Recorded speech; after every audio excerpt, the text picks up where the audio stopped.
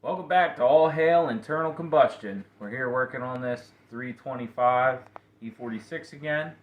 Today we're going to work on the oil filter housing gasket, and we're also going to replace the antifreeze reservoir tank as well as the thermostat below that. I'm going to run you through the process of pulling this apart and getting that work done. So first, gotta take off the air box, and we'll probably drain some of the antifreeze. Get a pan underneath and start on that first. There's these little pins, they just pull up in the center.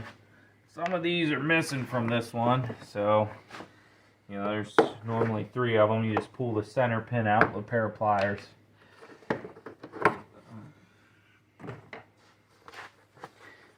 And then unhook this mass airflow sensor. You unbuckle this air box here. They're in some kind of tight to reach places, of course. Okay. I need a flathead screwdriver. Take the hose clamp off here.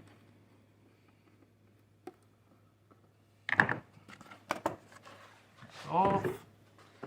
Air filter, nice and clean. I just replaced it not long ago. Okay, now we need to take these screws out. This is not a factory screw, but I put it in there because I didn't want the box flopping around. You can do the same if take the bolt or the nut stripped out inside there, so I just put a screw in it.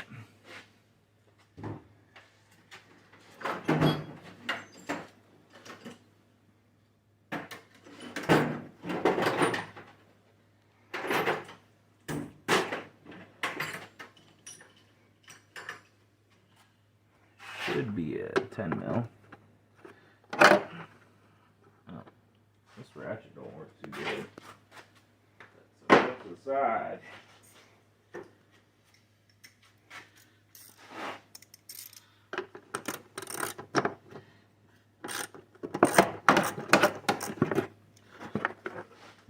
Alright. Airbox is out.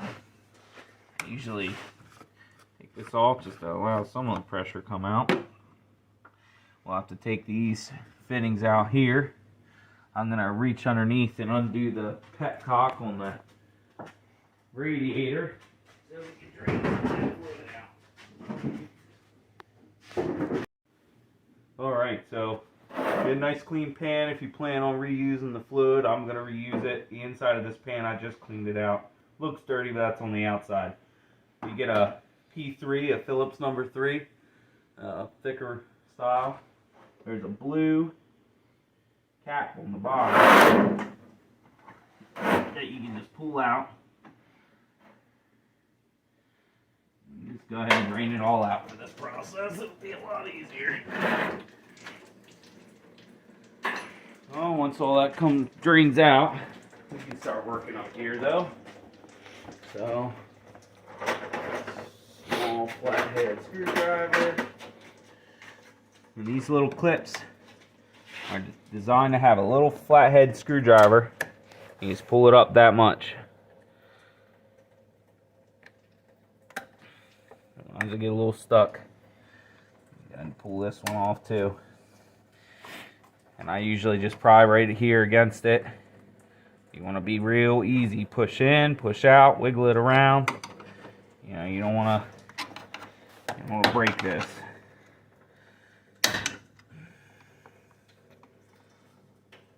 There it goes. Little one moved. Just gotta get this big one to move now.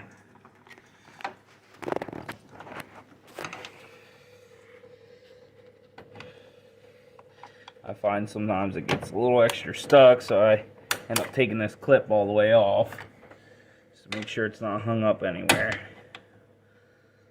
Man, that thing's really stuck on there. Let's pull this one off.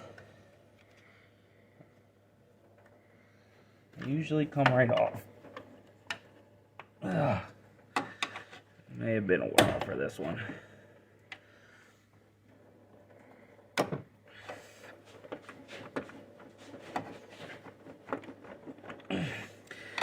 Yep.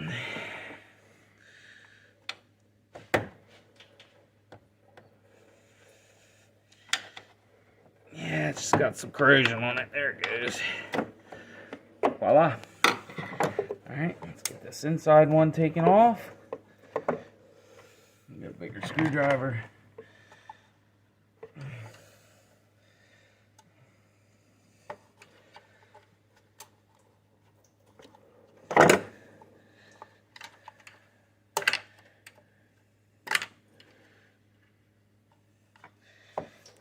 Yeah, these are not fun. These were recently replaced, so it's not that they've been sitting for a long time or anything like that. They get gummed up. Voila. Okay, so we are, oh look, there's one of those pins I was talking about. So next we need to take this. I'll actually probably pull the power steering hose out of the way. I need to take that out just to get to the oil filter housing anyway. Take this 10mm bolt out. Clamp. Open it up. That comes right out. You can just push it over to the side like that. It's out of the way. Alright, now this lower clamp on the reservoir tank.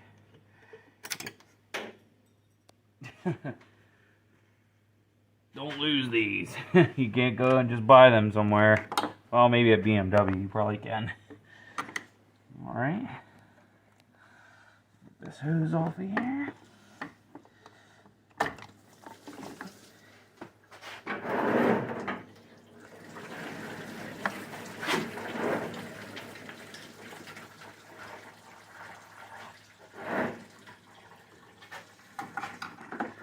Didn't make too much of a mess.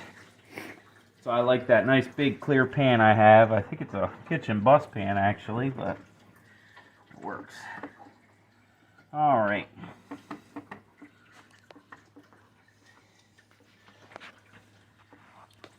Now there's it's kind of difficult to see.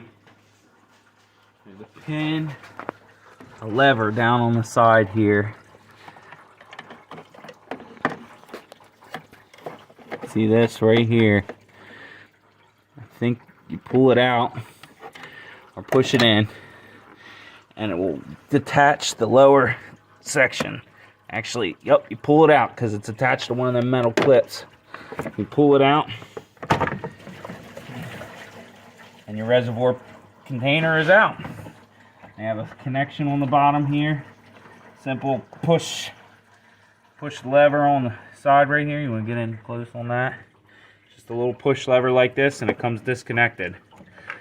Now this is a temperature sensor almost. We have a new one of these. So that'll get replaced. And everything, this whole reservoir tank gets replaced. It's been leaking at the bottom. And this thermostat is bad, as you can see. It just fell apart. So, get this out. Looks like the rest of the thermostat's stuck down in here. So, we're gonna have to try to get that thermostat out of there. Oh my god, it's just falling apart. Yep.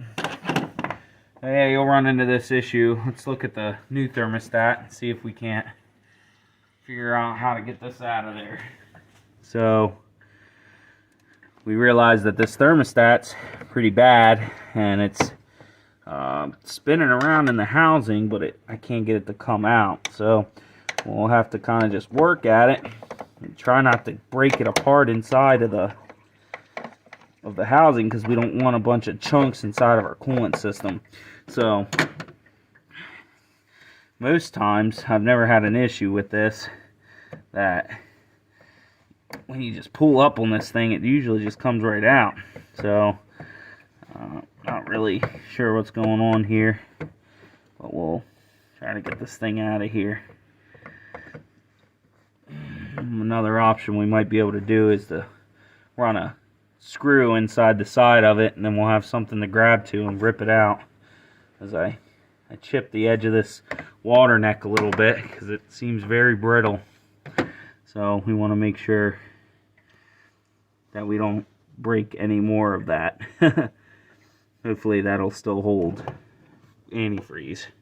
Now these things happen sometimes when you have a car that has a lot of mileage that maybe this job has never been done on.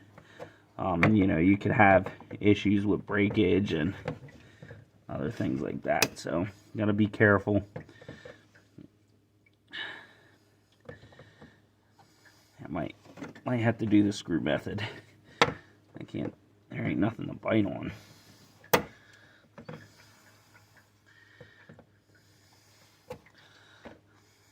It moves, it just ain't coming out. There's the old ledge broken away.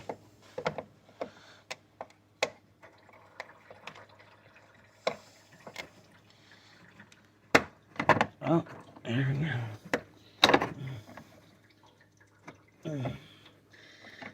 There, it's starting to lift out now. I'm not prying against it. Just trying to get this cap out of here.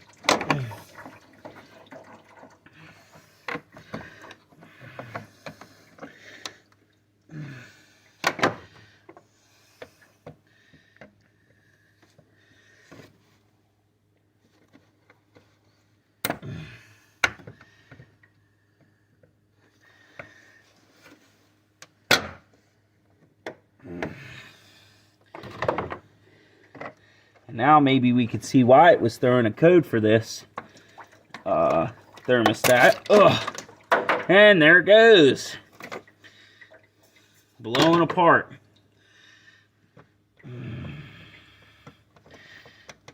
There's the rest of the thermostat. And where'd that new one go? This is what it's supposed to look like.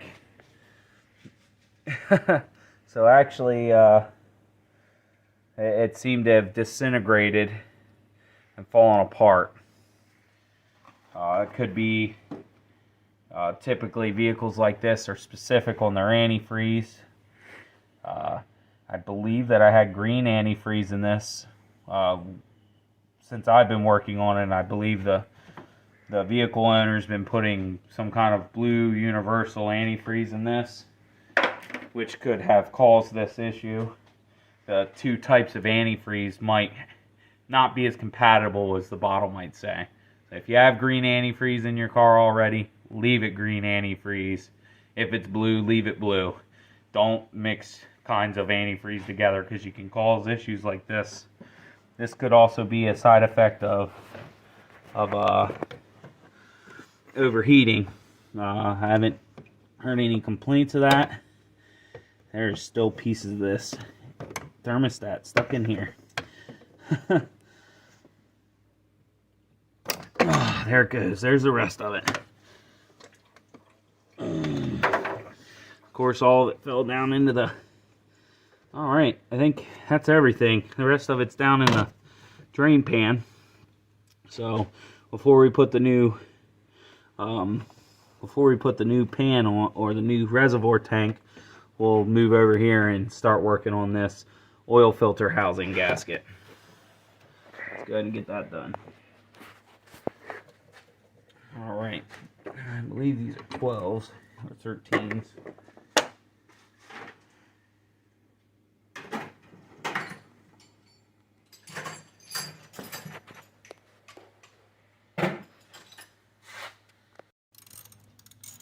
Okay. Alright, there we go. Take this off.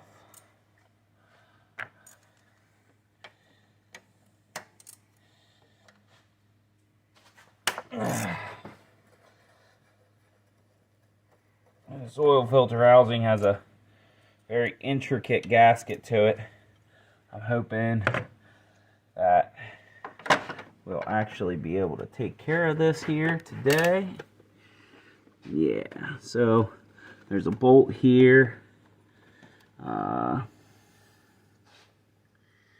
believe there's another bolt somewhere.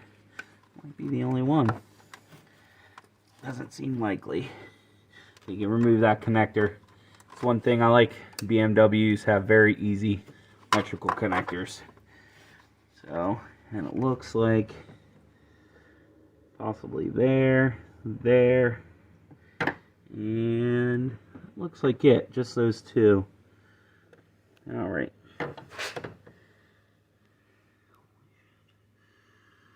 Looks like the alternator, the tensioner pulley, all that is bolted into that harness. So we'll have to get that stuff taken off. Let me gather the tools and we'll get right back to it.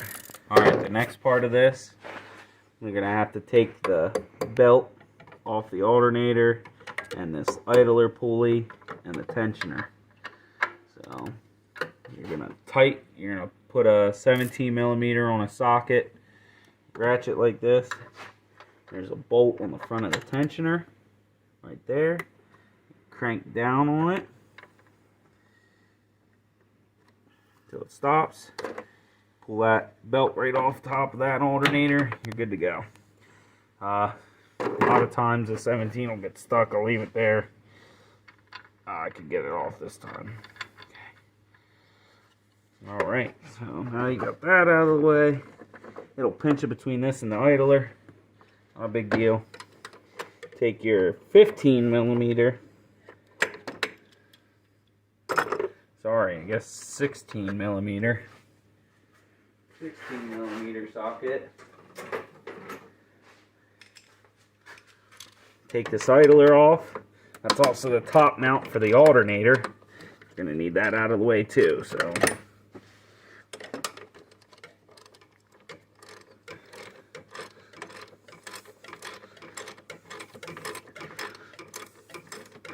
Had this car, I was heading down the Outer Banks with my brother-in-law.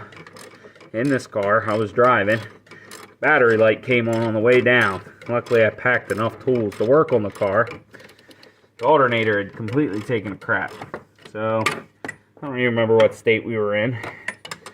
But we stopped at an AutoZone and picked up a battery. Or a alternator, rather. And we put it in the car. Everything seemed fine, but this front pulley moved in and out almost maybe a quarter of an inch. Didn't realize it because we were in the hot sun in the middle of a parking lot. Well, the car made it down the Outer Banks and all the way back, and he was on his way home from work one time, and it had completely shredded the serpentine belt. Of course, upon looking at the car, I realized that the pulley moved in and out on the alternator. No, it's not that this was a cheap alternator. I think he paid almost $300 for it. Well, we took it back to AutoZone, and of course, they honored it and said it was a manufacturer defect, so they replaced it, but it sure didn't stop the inconvenience of having to replace it again, as it's not super easy to replace. So I guess where I was going with that is that, you know, before you put parts on, especially stuff like alternators, look them over. You know, check them to the alternator you have. You know, if the nose of the one you have doesn't move, then probably the one that you're buying shouldn't either. It's just important things to look for.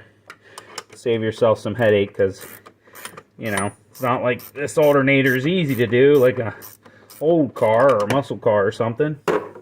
So sometimes these are kind of a pain. Take like a 15 or 16 wrench, and you have to, it gets kind of stuck. Be careful not to break your fan.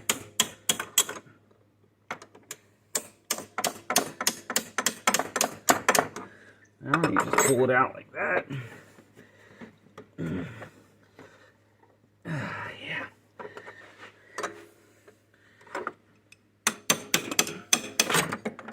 And of course, be careful of your radiator. So there's the idler pulley. You know, if you're pulling stuff off like this, you want to make sure it shouldn't spin real freely. You see how tight that is?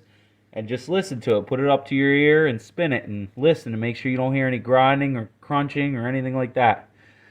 This is fairly new, so I know that it's good, but I check it again anyway. So now the alternator's mostly out of the way.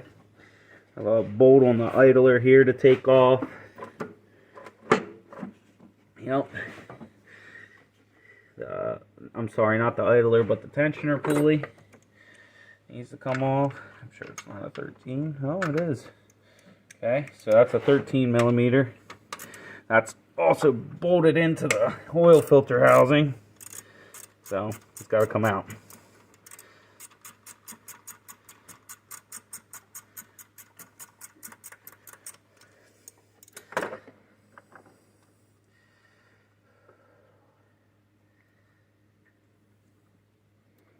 Go. Yeah, come on. And try to remember as you're taking these bolts out that you remember where they go. I have to put them back, obviously. I'm sure there's another bolt on this idler, this tensioner, that I need to take off. Yep, it's down below. It's underneath the idler. You'll have to get in here. It's kind of tight. Everything with a BMW is tight. So it might actually be easier to just pull the alternator all the way out of the way. So that is another 17 millimeter up front. I believe it's a 17 anyway.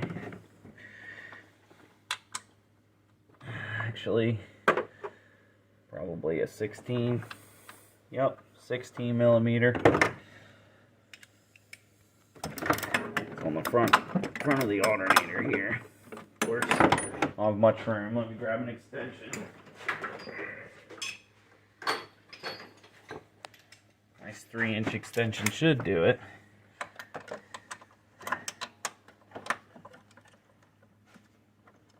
Okay. Alright.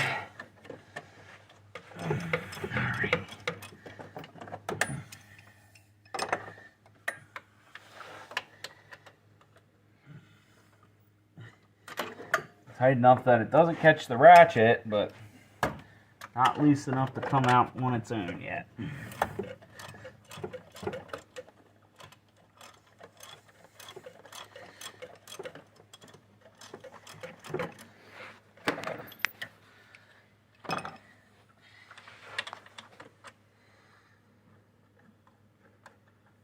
Alright, there we go. So obviously, for removing the alternator, we should probably disconnect the battery so that we won't arc flash off the back of the alternator where the main power line goes in. So once I unbolt this, before I do anything else with the alternator, I will probably go into the trunk and unhook the battery. Okay. Let's go in the trunk and unhook the battery. Alright, normally there's a trim cover here. I've had some aftermarket stereo equipment put in here, so that stuff's gone because it doesn't fit with the subs. So you want to be careful not to arc off of your terminals. So I unhook the negative first, usually when there's a tight spot. Ow! Yep, knuckle busting, you know, whole part of mechanics.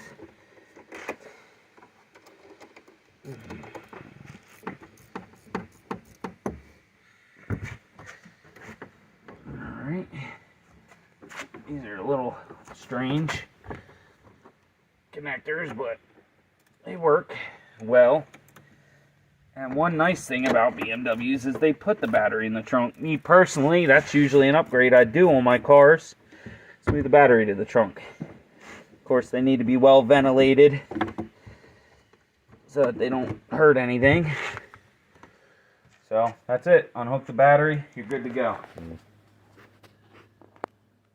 Alright, so now we're back up here. We're going to unhook the battery terminal. We got this big guy right here on the back. 17. The battery terminals, by the way, were 10 mil. 10 millimeter. The lugs on the back of these are actually, oh, dropped the washer. I went right into the drain pan, so at least we know where that's at. Now this is a cool air ventilation because everything is so tight under the hood of these. They have to run a vent to the back of the alternator to keep it clean. And you can hear this wonderful quality alternator making all kinds of noise. He also had subs and amplifiers in this car, so you have to be aware when you put performance stereo equipment in your car, you really should upgrade your battery and your alternator. But some people just want to spend the money on the amps and the subs, but they don't want to upgrade the things to their car. That'll cause your alternators to go out quickly as well. Alright, now we got a nice open, easy view of the rest of the stuff we need to take care of. Let's get this tensioner off of here, because you can see the bolt right there for it. Nice and easy.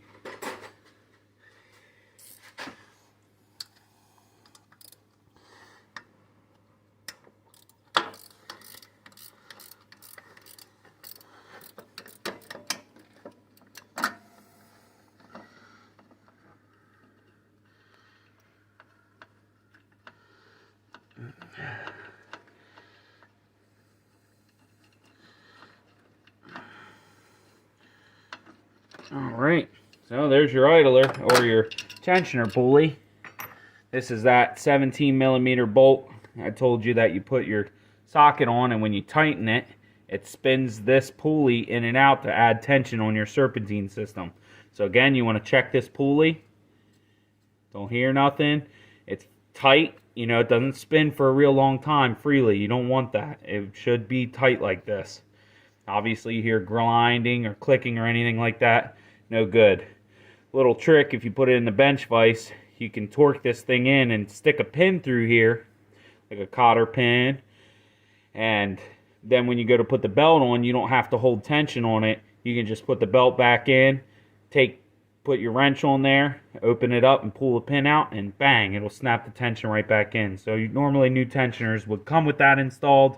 You can do that on your bench vise if you have one, or just put it back on the way I took it off.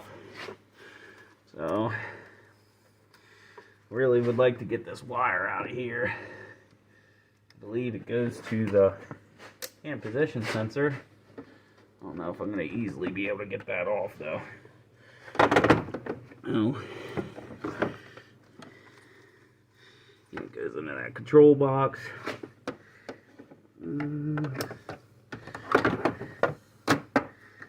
I'll push the pin in. Use a screwdriver to push it up. Okay. Then want to do that. Okay.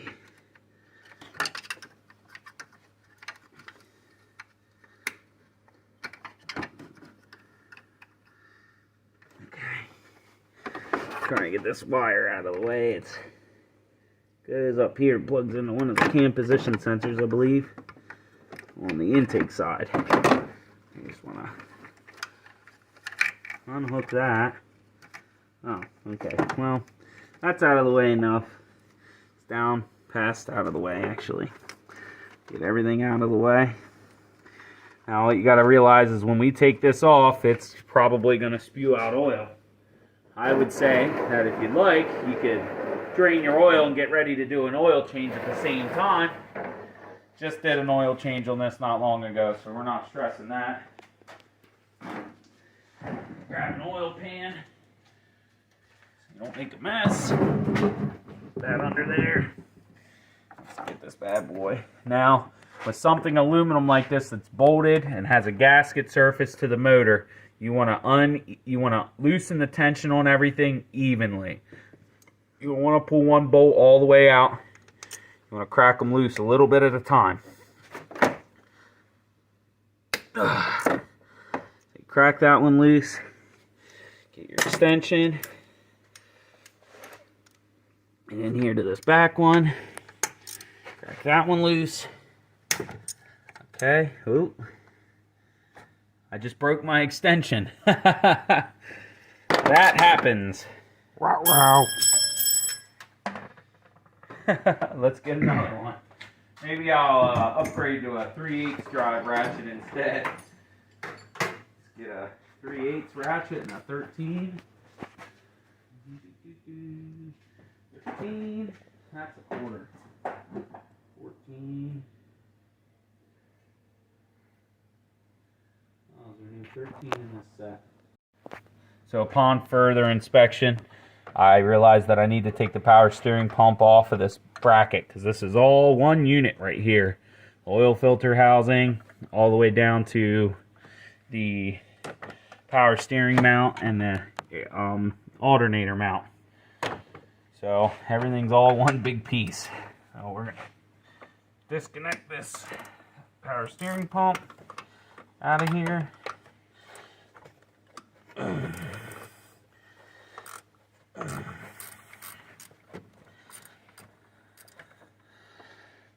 Yep.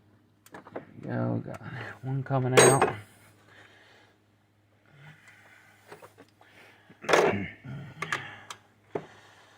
Now, this is actually a first for me on the oil filter housing gasket. I've done pretty much everything else on the motor of this thing, from intake manifold, the vacuum lines, the you name it, water pumps, the whole serpentine system, air conditioner, compressors. So I've done a lot of stuff on this motor. This is just not something I did, and in hindsight I should have probably did it when I did the water pump, because all this had to come off at the same time too. So you live and you learn.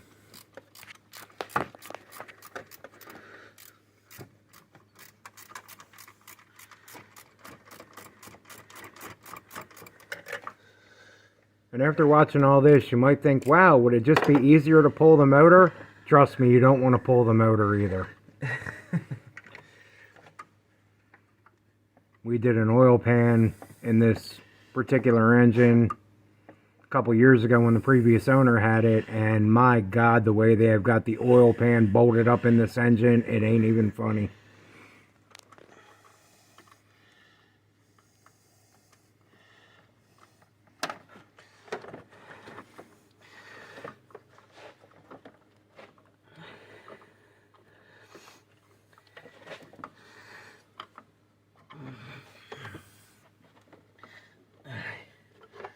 So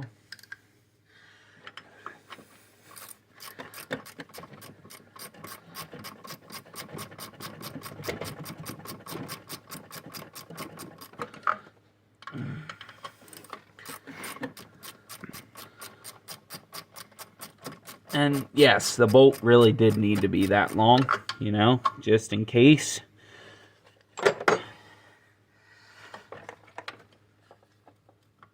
Oh, yeah. Okay. Now that should be free from this housing. Right? Yep. Looks like it. Alright. Just want to make sure it actually is. It still seems like it's bolted on there. What's this? That's a nut. Yeah, it looks like it's free, so we'll finish breaking the rest of the nuts loose on this housing. One right here. Another one in here. Here. And another one in here.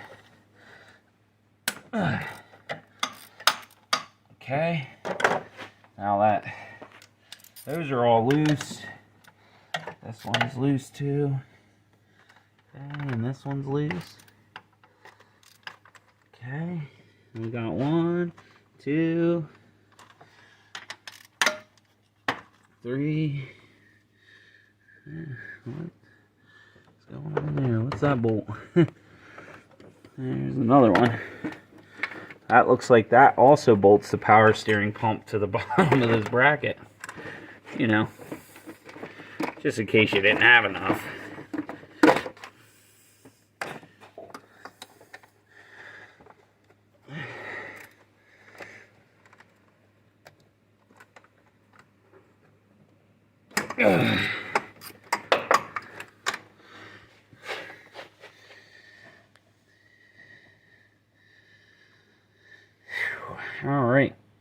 should at least be the last bolt, I think, for the power steering. I thought it felt like it was still in there.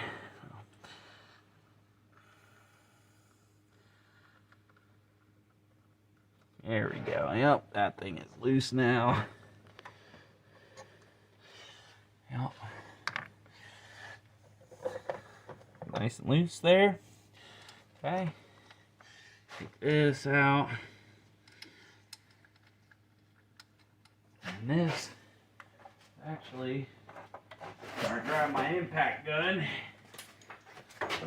Everything's broken loose, so now set the impact up. Run the screws out. Try to go cut down on that stuff that doesn't need your time so much. So you can get to the important stuff.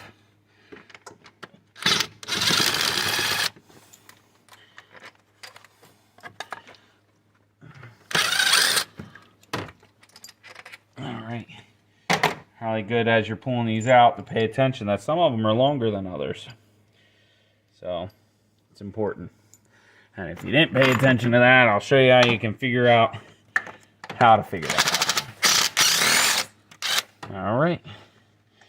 So, judging by the fact that it hasn't moved, say there is probably another bolt in it somewhere.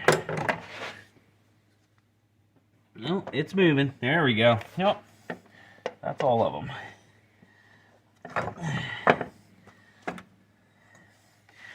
Well, that big old apparatus. Again, take this wire off of there. Probably gonna have to pull this guy back up over top. Okay. Now you can see that this fitting goes right here. So we can go ahead and probably like a 19. Yep. And we can just unhook this. This is an oil line.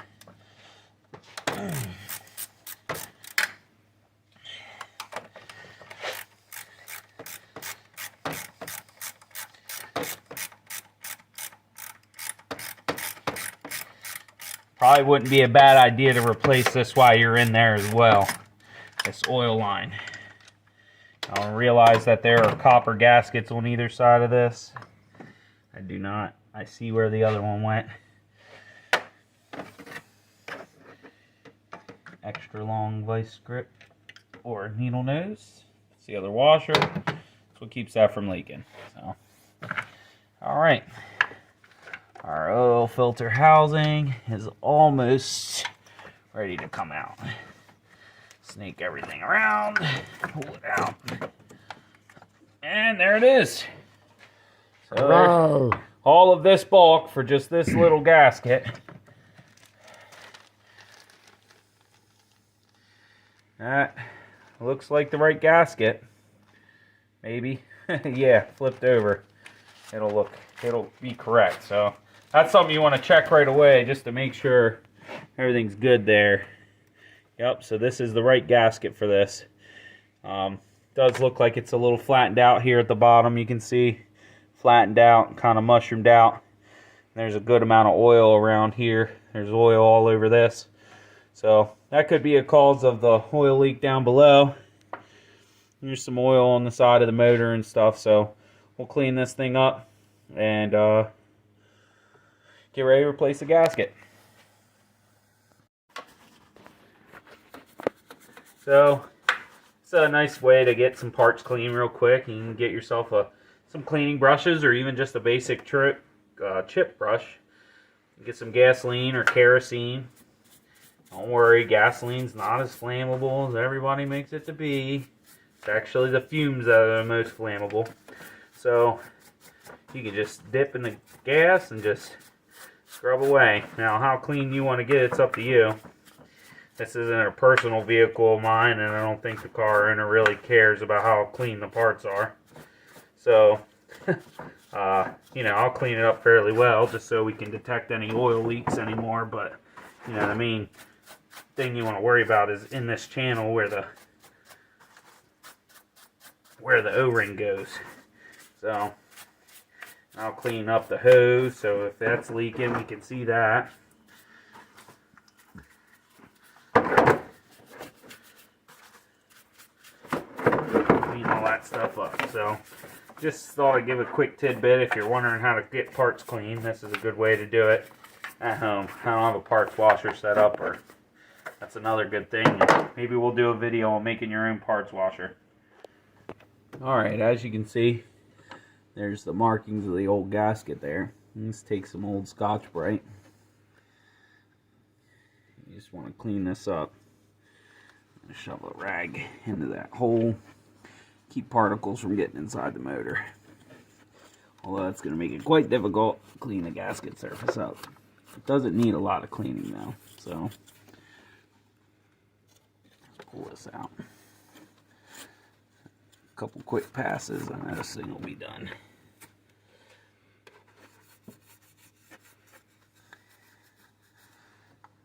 Yeah.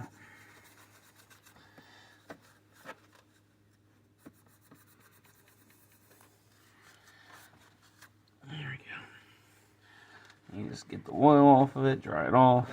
See that it looks nice and clean. Looks pretty damn clean, nice and smooth.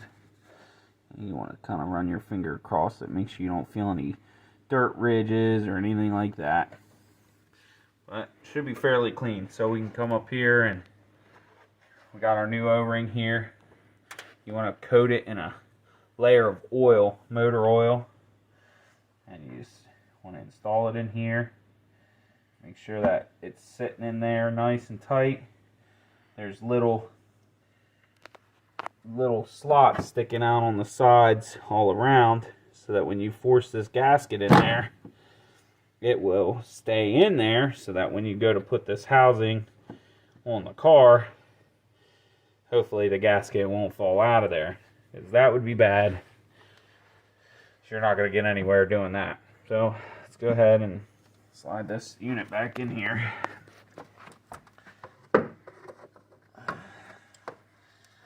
I'll remember this hose went behind both of these, this cord and this cord.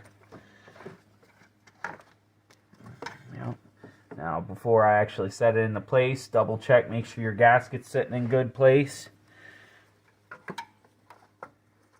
Go ahead and reinstall.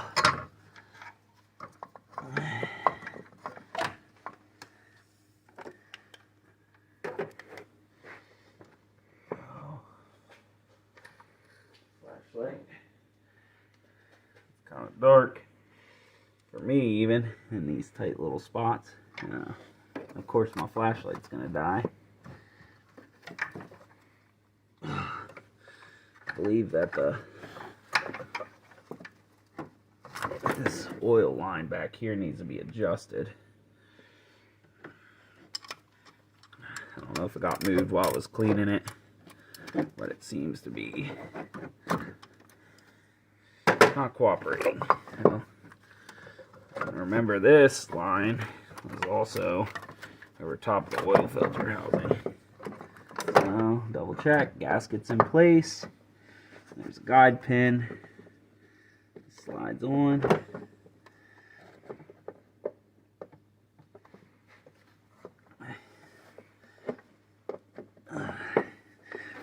There it goes. Alright. Let's get our bolts. So, what you want to look for is that you have longer and shorter bolts. So, these are your longer, shorter bolts. 6 of them. 1, 2, 3, 4, 5, 6. So there's 3 smaller ones, 2 mediums, and a long one. The long one's obviously going to go right here where the housing is the thickest. So you want to turn these backwards until you feel the click, then run forward. So then your medium, you're going to get a small one up here. Okay.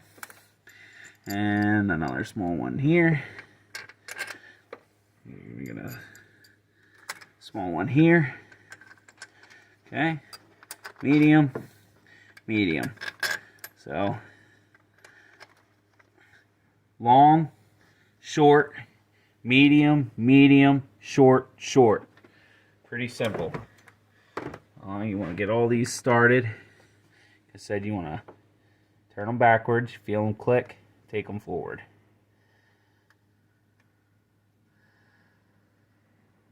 Okay.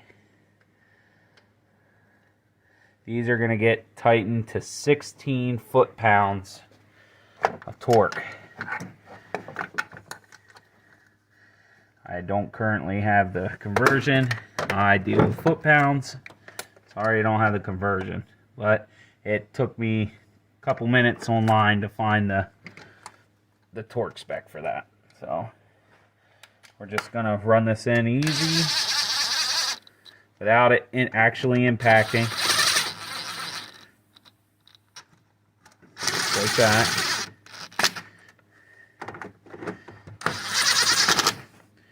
Alright, maybe impact a little much there. That's okay. Alright, now we get our torque wrench out.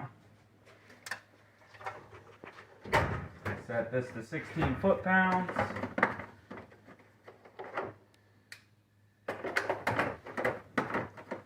We only have half inch. Half inch, we use a good one. Alright. Our torque wrench.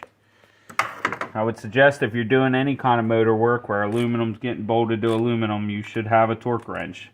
They sell them at Harbor Freight. We have some.